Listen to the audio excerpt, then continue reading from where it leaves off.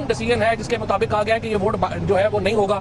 दूसरा फैसला जाहिर है ये किया गया है कि नाअहली की सूरत में ये ताहयात नाअहल होंगे और इसको आइसोलेशन में यानी आर्टिकल 63A को 62 के साथ पढ़ना होगा, लहदा नहीं पढ़ना, साथ पढ़ना है। लिहाजा ताहयात नाअहली जो है वो भी इन लोगों के ऊपर आ गई। अब इसका इफेक्ट क्या हुआ?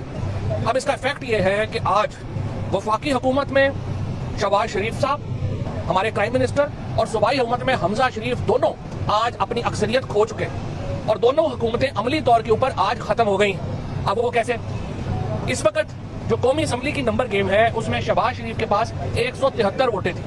3 लोग पहले ही वहां पे नून लीग से अलहदा हो चुके हैं और अब जब सदर ममलिकत एतमाद के वोट का कहेंगे शहबाज शरीफ साहब को, तो शहबाज शरीफ के पास इस वक्त जो मेंबरान है वो 169 है। 169 मेंबरान है इस वक्त वफाकी हुकूमत के पास, और इसके साथ जो सूबाई हुकूमत है उसमें हमजा शरीफ के पास इस वक्त 171 अराकीन है और 186 का नंबर चाहिए आपको हुकूमत सस्टेन करने के लिए। लिहाजा आज के दिन सुप्रीम कोर्ट के इस फैसले के नतीजे में शहबाज शरीफ की हुकूमत भी खत्म हो गई है और हमजा शहबाज की हुकूमत भी खत्म हो गई है। अब इसके जो प्रैक्टिकल स्टेप्स हैं वो इंशाअल्लाह ताला हम आगे लेके चलेंगे। अब पहली बात तो ये है कि वो आज के फैसले के बाद जो 25 अराकीन जिनकी नाअहली का रेफरेंस का फैसला कल सुनाया जाना है उनका वोट एक्सक्लूड हो जाता है हमजा शहबाज के वोट से।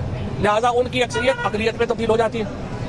और उसके साथ साथ जो वफाक में इस वक्त चूंकि शहबाज शरीफ के पास 169 वोट है और 172 वोट चाहिए, उनकी अक्सरियत खत्म हो जाती है। लिहाजा मैं ये समझता हूं कि आज ही शहबाज शरीफ और हमजा शरीफ को अपने ओहदों से अलहदा हो जाना चाहिए।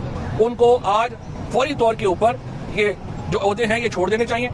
सदर ममलिकत से मैं दरख्वास्त करता हूं कि वो इस असम्बली में किसी के पास भी अक्सरियत नहीं है, असम्बली को तोड़ दें और इसी तरह से सूबाई असम्बली को तोड़ दिया जाए और मुल्क में नए इंतखाबात की तरफ बढ़ा जाए। आज के फैसले का जो अमली इजहार है या आज के फैसले की जो अमली सूरत है वो सिर्फ एक है और वो ये है कि असम्बलियां बर्खास्त हो रही हैं और मुल्क नए इंतखाबात की तरफ जा रहा है। मैं अल्हम्दुलिल्लाह इस फैसले के ऊपर पूरे पाकिस्तान को मुबारकबाद देना चाहता हूँ, अपनी जो लीगल टीम है हमारी उनको मुबारकबाद देना चाहता हूँ और इसके ऊपर मैं तमाम जो लोग जिन्होंने इमरान खान के साथ एक वालिहाना इश्क का मुजाहरा किया इन तमाम दिनों में, जिस तरह से उन्होंने जलसे किए, जिस तरीके से वो इमरान खान की कॉल के ऊपर बाहर निकले, मैं उन पाकिस्तान की कौम को सैल्यूट पेश करता हूँ। उनको ये असल विक्ट्री उन लोगों की है, असल ये जो जीत है ये उन करोड़ों लोगों की है जिन्होंने इस मौके के ऊपर तरीके इंसाफ का और इमरान खान का साथ दिया और अल्हम्दुलिल्लाह ये हुकूमत अब प्रैक्टिकली जो है वो खत्म हो गई है और अगली सूरत में अगले 1-2 दिनों में ये बता दीजिएगा कि एक तो जो ताहयात नाअहली वाली बात है वो उन्होंने वापस पार्लियामेंट की जानिब भेजी है, उसके ऊपर ताहयात नाअहली पर फैसला नहीं लिया, उसको पार्लियामेंट कैसे देखेगी? और दूसरा जो इलेक्शन कमीशन ने कल पंजाब की